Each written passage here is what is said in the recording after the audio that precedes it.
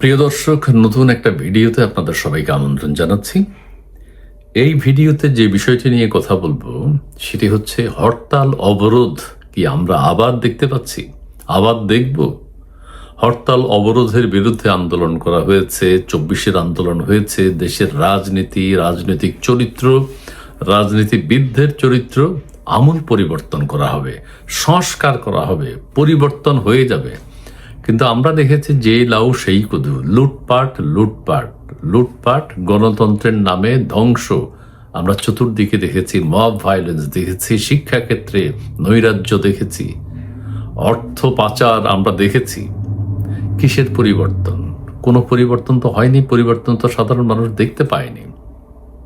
শান্তির জন্য নোবেল বিজয়ী, শান্তি পুরস্কার বিজয়ীকে বসানো হয়েছে, তিনি অশান্ত করে দিয়েছেন পুরো বাংলাদেশকে। তার সময়ে সবচেয়ে বেশি টাকা লুট হয়েছে, বিদেশে পাচার হয়েছে বাংলাদেশ থেকে। এখন নাহিদ ইসলাম কি বলছে? প্রধানমন্ত্রীর মুখে মধু অন্তরে ছলনা। নাহিদ ইসলাম এনসিপির আহ্বায়ক, তারা প্রধানমন্ত্রীকে নিয়ে যেসব কথা বলে, নাসিরুদ্দিন পাটোয়ারি, নাহিদ ইসলাম বা অন্যান্য সদস্যরাও, এটি আপত্তিকর, আপত্তিজনক, আপত্তি করার মতো কথা তারা বলেন। প্রধানমন্ত্রীকে খোঁচা দিয়ে, প্রধানমন্ত্রীকে উদ্দেশ্য করে যে কথাগুলো যায় না। দেশে কি এমন সমস্যা হচ্ছে যে তারা আবার হরতাল অবরোধের কথা মুখে আনছে? এই হরতাল এবং অবরোধ দেশের মানুষ দেখতে চায় না, কিন্তু নাহিদ ইসলাম বলছে আমাদের দাবি না মানলে আবার হরতাল হবে, আবার অবরোধ হবে। তাহলে রাজনীতির ক্ষেত্রে কি পরিবর্তন আমরা দেখলাম? কি পরিবর্তন আমরা দেখব?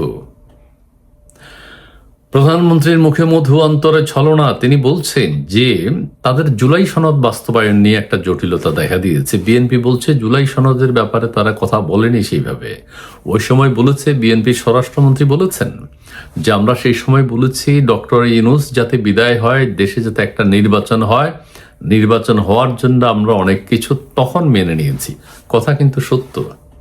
এই কথাটাকে অনেকেই সমর্থন করেছেন, কারণ ডক্টর ইউনূস দেশকে যেখানে গোলামীর দেশে পরিণত করেছে, দেশকে ছারখার করেছে, সেখান থেকে তুলে আনার জন্য বিএনপি চেয়েছিল ডক্টর ইউনূসের কথা শুনে মাথায় হাত বুলিয়ে বুলিয়ে নির্বাচনটা করানো, এবং নির্বাচন হয়েছে দেশে। গণভোটের রায়ের আলোকে জুলাই সনদ বাস্তবায়ন না হলে গণ আন্দোলন, গণ অভ্যুত্থানের পথে যেতে পারে বলে হুঁশিয়ারি দিয়েছেন এনসিপির আহ্বায়ক নাহিদ ইসলাম। আবার গণ অভ্যুত্থান, গণ আন্দোলন সম্ভব না, কারণ বিএনপির ওই আন্দোলনে একটা বিরাট ভূমিকা ছিল।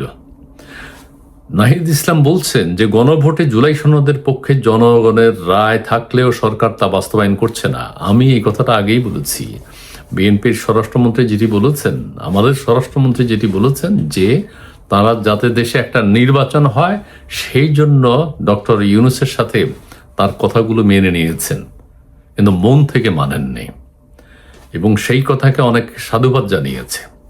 নাহিদ ইসলাম বলছেন প্রধানমন্ত্রীর মুখে মধু অন্তরে ছলনা। তিনি জুলাই সনদ বাস্তবায়নের কথা বলছেন, কিন্তু বাস্তবতা হচ্ছে না। এখন একটা প্রশ্ন করি, আচ্ছা জুলাই সনদটা কি কেউ কি বলতে পারেন? জুলাই সনদে কি কি আছে কেউ কি বলতে পারেন? এই যে একটা গণভোট হয়েছে, ডক্টর ইউনূস যে 4টা প্রশ্ন দিল দেশের মানুষের জন্য, কেউ বুঝে ভোট দিয়েছে? তারা বলছে যে 70% ভোট তারা পেয়েছে। 70% কারা দিয়েছে? আচ্ছা যারা দিয়েছে তারা কিছু বুঝে? আমি নিজেও বুঝি নাই, আপনিও বুঝেছেন কিনা সন্দেহ। এত জটিলভাবে গণরায় হয় না, গণভোট হয় না। গণভোট একটার উপরে হয়। আপনি কি এটা চান নাকি ওইটা চান? চাইলে হ্যাঁ, না চাইলে না। এটা হলো প্রশ্ন। আপনি 4টার মধ্যে হ্যাঁ না কিভাবে দেবে? 4টার সপক্ষে 4টা প্রশ্ন, 4টা প্রশ্নের উত্তর হ্যাঁ না কিভাবে হয়? কেউ 2টা পছন্দ করতে পারে, কেউ 3টা পছন্দ করতে পারে, কেউ একটাও পছন্দ করতে পারে, কেউ পছন্দ নাও করতে পারে। সেটা কিভাবে মূল্যায়ন করা হবে? নাহিদ ইসলাম বলেন নির্বাচনের আগে প্রধানমন্ত্রী মানুষের গণভোটের পক্ষে যে ভোট দিয়েছিল সেটি মানতে রাজি না। জনগণ 70% রায় দিয়েছে। আচ্ছা ঠিক আছে, এটা তিনি বলেন আমরা এখনো হরতাল অবরোধের মতো কর্মসূচি দেইনি। চিন্তা করেন তো কি পরিবর্তন। তবে প্রয়োজন হলে যে কোনো সময় সেই ধরনের কর্মসূচি দেওয়ার প্রস্তুতি রয়েছে, মানে হরতাল অবরোধ তারা দেওয়ার প্রস্তুতি নিচ্ছে। আমরা এই মুহূর্তে এমন কর্মসূচির পক্ষে ছিলাম না, কিন্তু সরকার ও প্রধানমন্ত্রী তারেক রহমান পরিস্থিতিকে সেই দিকে ঠেলে দিচ্ছেন। আচ্ছা, ঠিক আছে, এইসব কথা এখন আলোচনা হচ্ছে। তিনি আরো বলেন, নাহিদ ইসলাম আরো বলেন, বিএনপি গত 16 বছর গণতন্ত্রের জন্য লড়াই করেছে, কিন্তু দুঃখের বিষয় 5ই আগস্টের পর থেকে তারা গণতন্ত্রের পক্ষে লড়াই করে যাচ্ছে, গণতন্ত্রের বিপক্ষে লড়াই করে যাচ্ছে। এখন সন্দেহ দেখা দিয়েছে, তারা যদি ক্ষমতায় আসতো, এনসিপি বা জামাত, তাহলে দেশের অবস্থা কি হতো, দেশ কোথায় যেত? আসল কথা হচ্ছে, বিএনপি কখনো গণতন্ত্রের পক্ষে ছিল না। এখন বলছে বিএনপি কখনো গণতন্ত্রের পক্ষে ছিল না, তারা লড়াই করেছিল ক্ষমতার জন্য। হ্যাঁ, লড়াই তো সবাই ক্ষমতার জন্যই করে।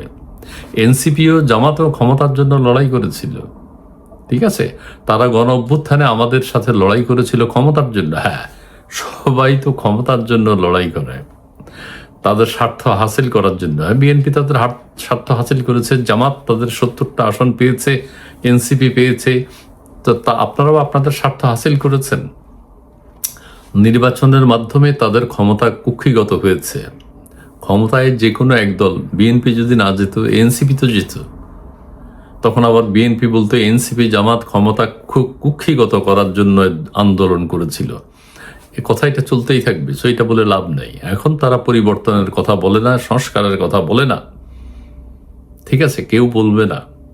আচ্ছা, ঠিক আছে, আমি আর কথা বাড়াতে চাই না। অর্থাৎ যেই কথার প্রতি আমি আলোকপাত করতে চাই, হরতাল অবরোধের কথা নাহিদ ইসলামের মুখ দিয়ে আসে কিভাবে?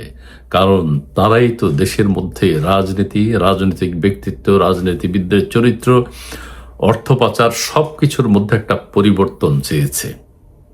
হরতাল অবরোধের বিরুদ্ধে তাদের অবস্থান ছিল।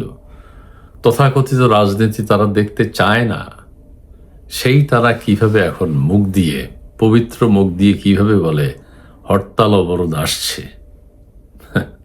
ধিক্কার। ধন্যবাদ।